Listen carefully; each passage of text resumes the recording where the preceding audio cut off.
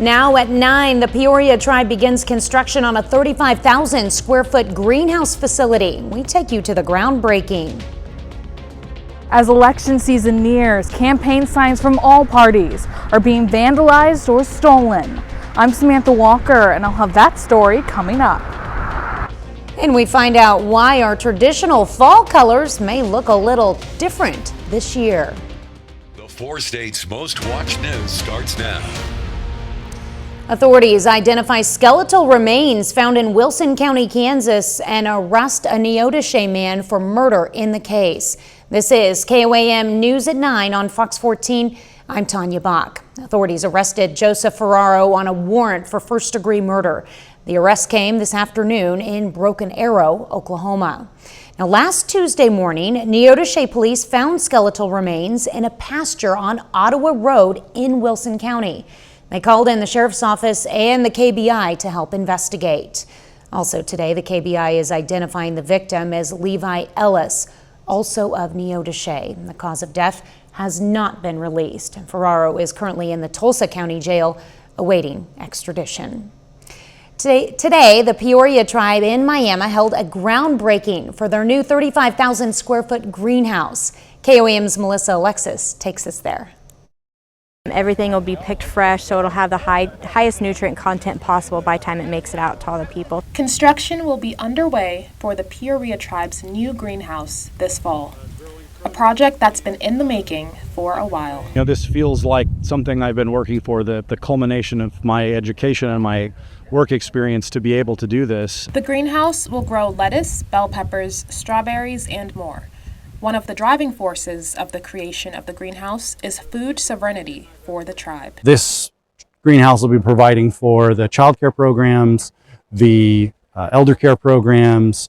We have a food distribution center and network that we're currently building, as well as all of our food enterprises, the restaurants, casino that the tribe owns. They also plan to tackle the issue of food insecurity in Ottawa County. Ottawa County, by a lot of like USDA government standards, is a food desert to begin with.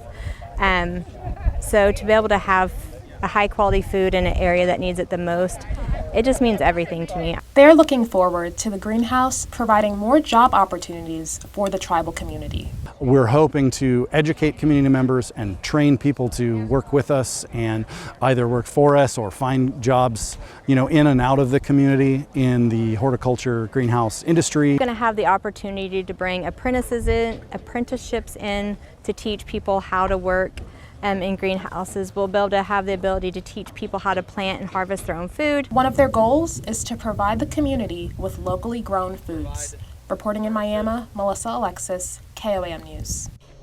The Peoria Tribe's plan is for the greenhouse to be finished by next spring.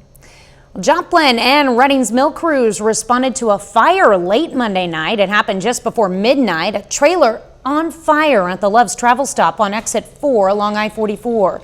The truck was hauling a full load of Body Glove energy drinks.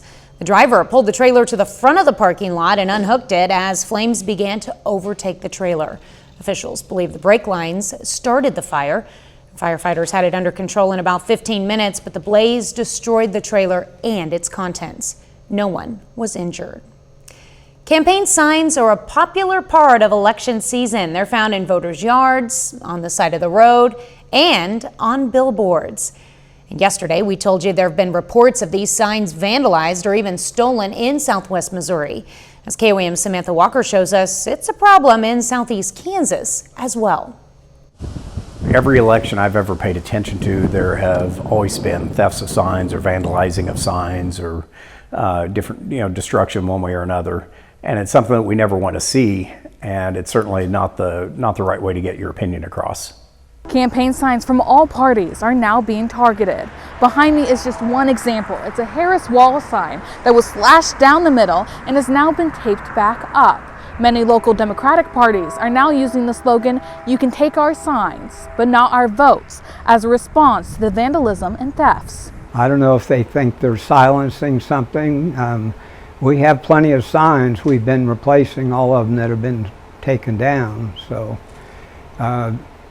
they're not stopping the conversation. Signs have been targeted all across the 4 states. The Crawford County Democratic Party says they know of roughly 30 signs that have been stolen, and their large campaign signs have been targets of vandalism multiple times. Those with the Crawford County Republican Party say they've stopped keeping track because the thefts and vandalisms are so common during election season. According to the Pittsburgh Police Department, targeted attacks on campaign signs is not usually a legal expression of speech. Depending on the dollar amount of the item that's damaged or stolen, it could potentially be like a lower level misdemeanor, or it could be a very high misdemeanor depending on what's going on, or felony. But in cases of signs, they're typically low dollar items, but it's still a Class A misdemeanor in Kansas to steal something that doesn't belong to you, and it's a Class B misdemeanor to damage something that doesn't belong to you.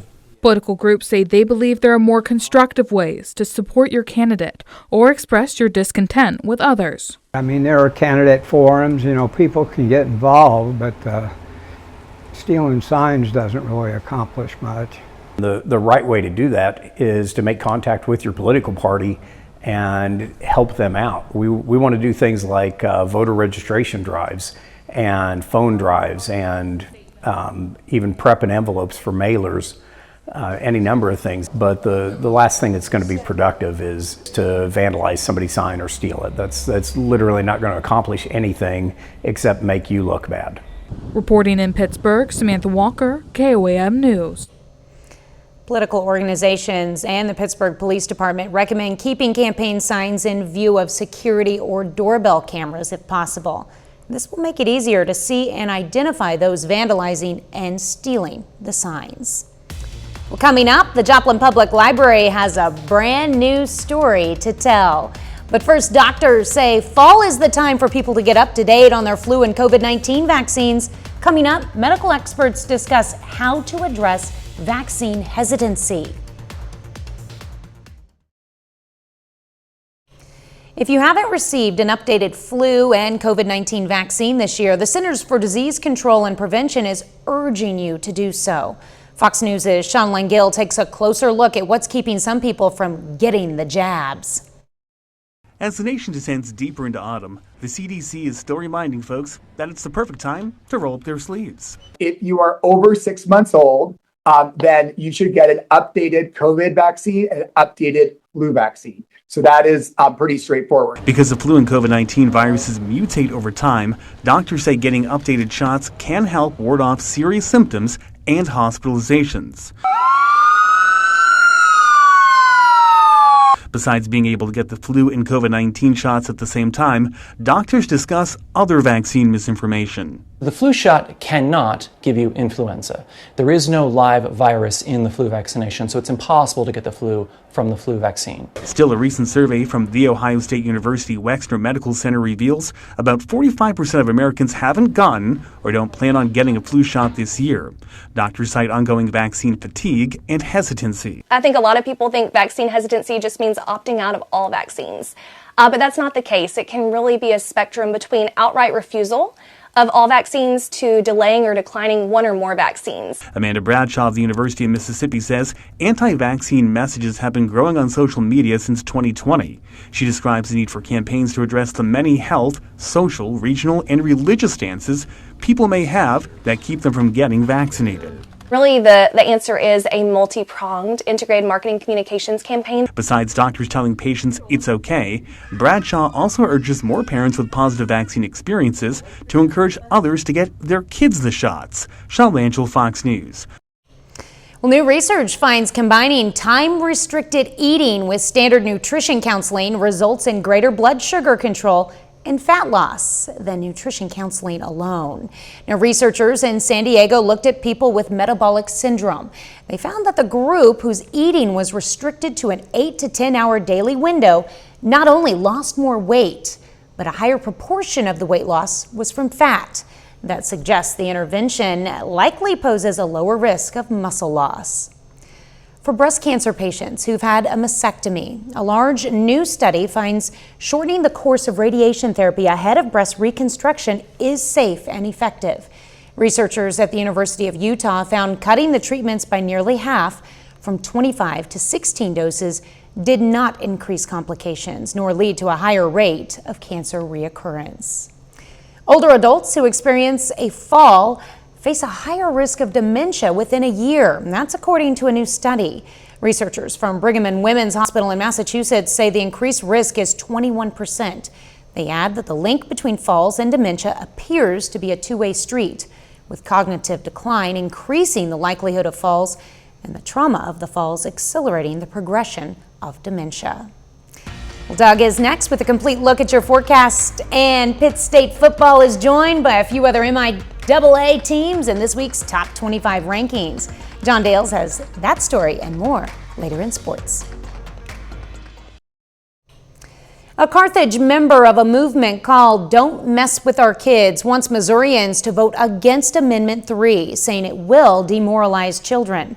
Meanwhile, a local Democratic committee member and former teacher says these claims are false and everyone should be treated fairly. KOAM's Lonnie Walton has the story.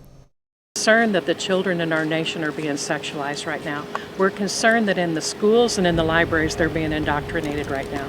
We're concerned that there are a lot of things that are harming our children. Tammy Brown is the ambassador for the movement Don't Mess With Our Kids. The movement believes schools are allowing sexual impurities towards children. She says it's only going to get worse with Missouri's Amendment 3. It would allow transgender surgeries on minors. It would also allow minors to have abortions without parental consent and even without parental knowledge. Susan Wagner, the chair of Jasper County Democratic Central Committee, says these claims are false. Missouri, permission is required for general medical treatments, and there are already statutory permissions that are exceptions to that. Wagner is a former teacher. She disagrees with the claims that schools are pushing certain lifestyles. I'm in 100% disagreement that is happening in our schools, that children are being indoctrinated. Some of their social and emotional needs have to be done in the counseling department, but the indoctrination piece is totally false. One thing they both can agree on, it's a matter of faith. Pray for different things. I don't really pray to exclude for the Reporting in Carthage, I'm Lonnie Walton, KOAM News. The Don't Mess With Our Kids movement will be in Washington next week to pray and fast at the Capitol. The Joplin Public Library has a brand new story to tell. Visitors to the library can check out the Story Walk display right by the east doors. Now, thanks to the Hughes Charitable Trust, young readers this month can experience Cale Atkinson's story, Explorers of the Wild, an adventure intended to get the little ones moving. Trying to build up our collection so we can rotate through them. Previously, we were doing all of that ourselves. It took a lot more time, and so now we're able to have it all professionally printed and laminated, and it looks so nice. The library says the project was made possible thanks to a generous donation from Logan, Emily Reed, and Mariana Stanley.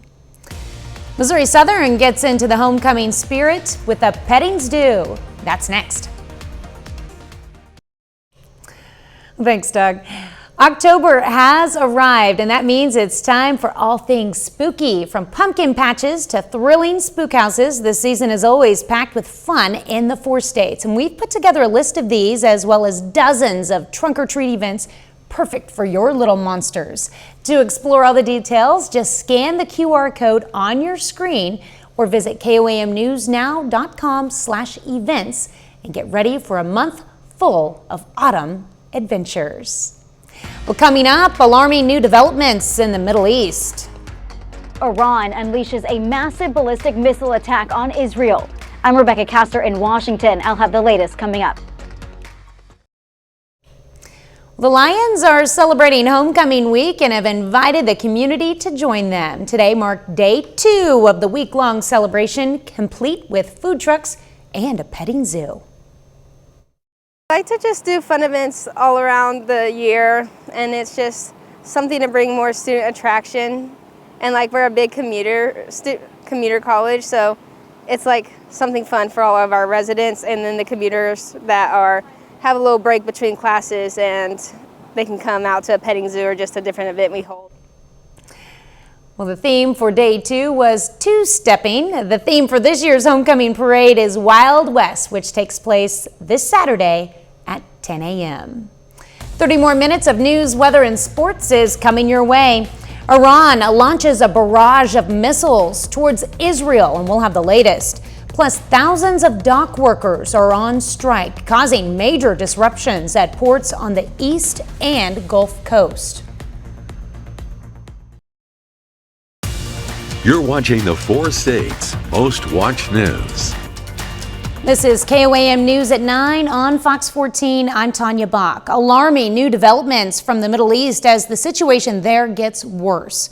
Iran has launched a ballistic missile attack against Israel. Fox News correspondent Rebecca Castor has the latest. The Israel Defense Forces said Israelis can now leave protected shelters after what was the largest ballistic missile attack in history. The Israeli army says close to 200 missiles were fired at the Jewish state on Tuesday, the country's Iron Dome missile defense system intercepting the weapons in the night sky, while air raid sirens wailed and explosions above Tel Aviv with flashes of light from the intercepting rockets. Iran's Islamic Revolutionary Guard Corps said the attack was in retaliation for the killing of Hezbollah leader Hassan Nasrallah in Beirut last week. I think this is a start of something more. It's going to be a little bit larger.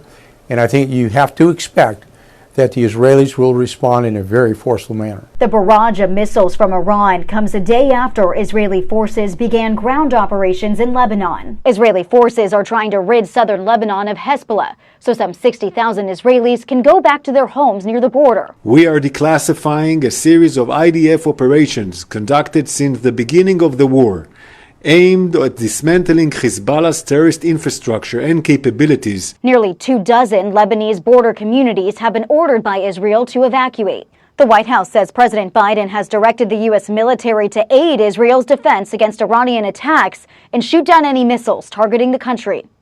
In Washington, Rebecca Castor, Fox News. Well, thousands of dock workers from Maine to Texas walked off the job this morning, causing at least 36 ports to shut down. Nearly 50% of all U.S. imports, including furniture, clothing, alcohol, and cars, move through these ports. And the strike will cost the U.S. economy billions per day until the workers and port owners reach a deal. This is the first strike by the International Longshoremen's Association in nearly 5 decades, and the timing is problematic. Much of the Southeast is reeling from Hurricane Helene. The holiday shipping rush is right around the corner, and there's an election next month. Well, areas of the South are left reeling after Hurricane Helene. Residents are now beginning to assess the damage left behind, while some continue to wait to hear from missing loved ones. Fox News' Caroline Elliott has the latest from North Carolina. Communities across the South are desperate for help right now following widespread damage from Hurricane Helene. 4 days after Helene barreled through portions of the South, more scenes of communities left decimated continue to pour in. The devastation was beyond belief, and even when you prepare for something like this is something that's never happened before in Western North Carolina. In Florida, heavy winds and storm surges left massive fields of debris, and torrential rain in areas like Western North Carolina leading to life-threatening floods and landslides. I don't think anybody was prepared. Nobody knew that this was going to happen, this devastation would happen. More than 100 people are confirmed dead across 6 states, and that death toll is sadly expected to rise, with hundreds of people still unaccounted for. Some areas in North Carolina still left in the dark, cut off due to closed roads, power outages, and lack of cell service. I'm just sitting in the dark and no power, no water, just waiting. And it's scary. Emergency crews are working around the clock to restore access to these areas as residents wait for much needed help. We haven't had power, water, very low on food. Meanwhile, hundreds of FEMA staff, along with distribution centers and equipment, have been deployed, with helicopters delivering aid in some cut-off areas. President Biden has approved a major disaster declaration for this area and is set to travel to North Carolina tomorrow to survey some of the damage. In Asheville, North Carolina, Caroline Elliott, Fox News. Well, Doug is next with a complete look at the forecast. And later, are you looking forward to the fall colors? Why, this year's may look a little different. October is Fire Prevention Safety Month, and this afternoon, kids in McCune, Kansas got a lesson on what to do in emergency situations. Battalion Chief Mike Shoemaker talked about what to do when you're sleeping and your fire alarm goes off, and even showed the kids how to crawl through smoke. The biggest problem we have is, smoke detectors, making sure that they're in every home. A lot of them think that they'll smell the smoke if they're sleeping and be able to get out that way, but it's not the truth. Shoemaker says it's important for families to have a meetup spot and a plan if there ever is a fire in your home. October is Fire Prevention Safety Month, and this afternoon, kids in McCune, Kansas got a lesson on what to do in emergency situations. Battalion Chief Mike Shoemaker talked about what to do when you're sleeping and your fire alarm goes off, and even showed the kids how to crawl through smoke. The biggest problem we have is, smoke detectors, making sure that they're in every home. A lot of them think that they'll smell the smoke if they're sleeping and be able to get out that way, but it's not the truth. And Shoemaker says it's important for families to have a meetup spot and a plan if there ever is a fire in your home. Each child also received a fire safety book. Coming up in sports, Pittsburgh State Athletics reveals its football uniforms for this Saturday's game. Plus, the Royals try to win their first playoff game in 9 years. John Dales has those stories and more up next.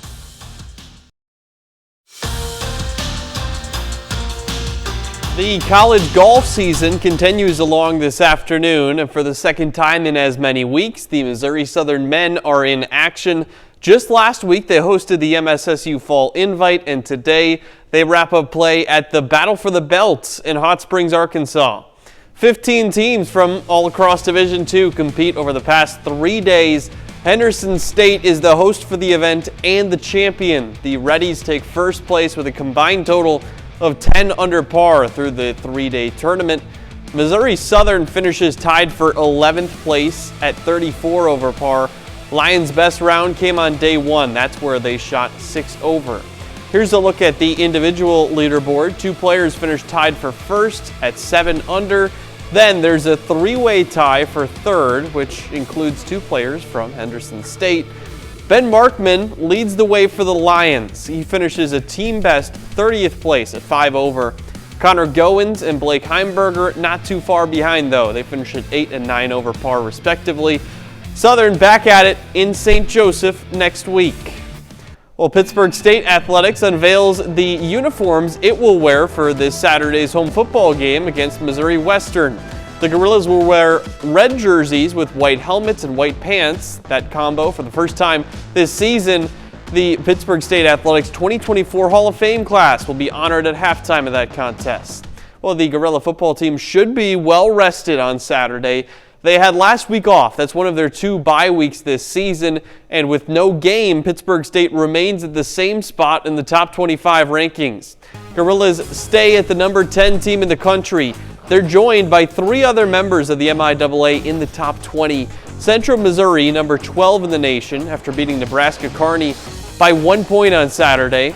Central Oklahoma is undefeated, 4-0. And the Broncos ranked 17th. They're in Joplin this weekend, taking on Missouri Southern. Emporia State, who beat the Gorillas a couple weeks back, is number 18. They just lost to Northwest Missouri this past week. And today marks the first day of October. Of course, that means playoff baseball. The MLB postseason begins this afternoon, and that includes the Royals. They play in the best-of-3 wildcard series against the Orioles. Game 1 of the AL wildcard series, Royals in Baltimore taking on the Orioles. Cole Reagans on the hill for Kansas City. 4th inning, no score, and he's dealing. First, Reagans gets Anthony Santander to go down swinging. Next batter is Ryan Mountcastle. He swings and misses. Reagans picked up 5 strikeouts through just the first 4 innings. Still no score into the 5th inning. Corbin Burns pitching for the Orioles. MJ Melendez hits a liner right to first base, but Ryan Mountcastle makes the catch, then just steps right on the bag for the unassisted double play. Burns loves it, and we remain scoreless. We go now to the bottom of the 5th inning. Still no score. Runners on the corners for Baltimore. but Reagan's is not rattled. First, he strikes out James McCann. Next batter, Gunnar Henderson strikes out swinging. Reagan's throws 6 scoreless with 8 strikeouts. Now top of the 6th, 2 out, and Bobby Witt Jr. hits one in the hole to left field. Michael Garcia comes in to score. Royals now lead 1-0. We go ahead to the bottom of the 9th inning. Same score, runner on first base. Lucas Urseg on for the save, and he gets Heston Kjerstad to strike out swinging.